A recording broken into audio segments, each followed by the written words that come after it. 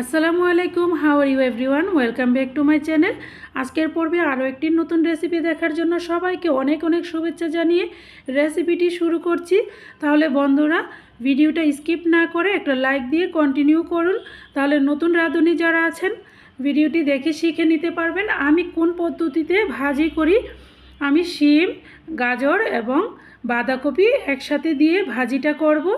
ভাজি এভাবে করলে ভাজির স্বাদ দ্বিগুণ বেড়ে যায় বন্ধুরা। কাঁচা অবস্থায় যদি ভাজি করা হয় একরকম টেস্ট হয়, আর এরকম একটু ভাপিয়ে নিয়ে ভাজি করলে রান্না যেমন তাড়াতাড়ি হয় তেমন খেতেও অসাধারণ হয়। যারা নতুন রাঁধুনি আছেন তারা একবার ট্রাই করবেন আমার রেসিপি ফলো করে। আমি রেসিপি করার জন্য এখন আগে থেকে ধুয়ে ক্লিন করে কুচি করে রাখা বাঁধাকপিটাকে হাঁড়িতে দিয়ে দিচ্ছি। এদিকে চুলা অন করা আছে। এখন শিমগুলোকেও দিয়ে দিচ্ছি। সবগুলোকে আগে আমি ধুয়ে ক্লিন করে কুচি করে রেখেছিলাম বন্ধুরা। আমি অনেকগুলো সবজি একসাথে ভাপিয়ে বছর জুড়ে আমি রেখে দেই ফ্রোজেন করে। আপনারা চাইলে সস্তার সময় অনেকগুলো সবজি এভাবে ভাপিয়ে ফ্রিজে রেখে দিতে পারেন। আপনারা যে কোনো সময় এই সবজিটা দিয়ে যে কোনো কিছু ভাজি বা যে কোনো কিছু করে খেতে পারবেন। অন্যদিকে চুলায় প্যান বসিয়ে দিয়েছি, এর উপরে তেল গরম হওয়ার জন্যও দিয়েছি। আর চিংড়িগুলো ধুয়ে ক্লিন করে রেখে এর মধ্যে লবণ হলুদ মাখিয়ে নিচ্ছি। তেল গরম হওয়ার পর চিংড়িগুলো দিয়ে আমি 3 মিনিটের মতো ভেজে নেব।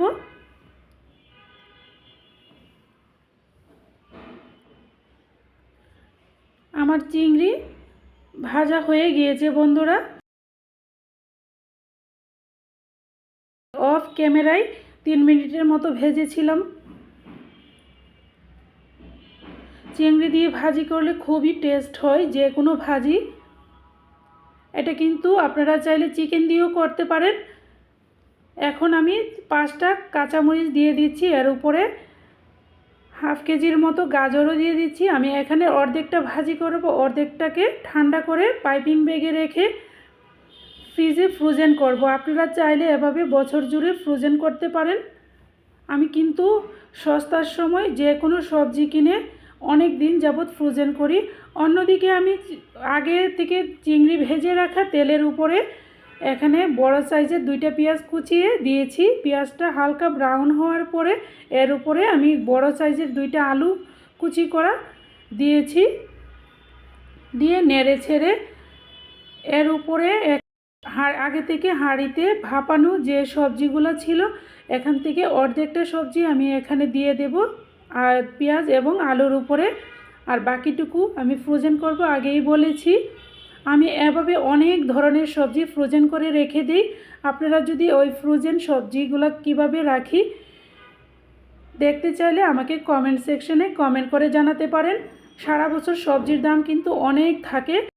সবজির দাম যেহেতু কম থাকে সেহেতু অনেক ধরনের সবজি ফ্রোজেন করে রেখে দিই, আর আমি অনেক মাস বা বছর জুড়ে খেতে পারি ইনশাল্লাহ। তাহলে আপনারা পুরো ভিডিওটা দেখুন আর আপনারাও এভাবে ট্রাই করতে থাকুন।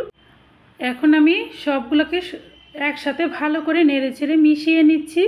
এখানে 4 ধরনের সবজি আছে: আলু, গাজর, বাঁধাকপি এবং শিম।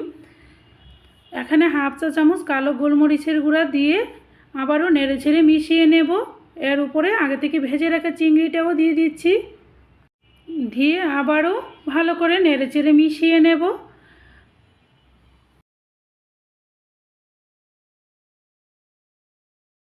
চিংড়ি দিয়ে নেড়েচেড়ে আমি এখন লবণটা দিয়ে দিচ্ছি। আগে থেকে লবণটা দেই নাই, কারণ সবগুলা সবজি একেবারে মিলিয়ে যাবে, নরম হয়ে বোঝা যাবে না যে এখানে কোনটা কোন সবজি, সেই জন্য লবণটা আমি লাস্টেই দিচ্ছি বন্ধুরা।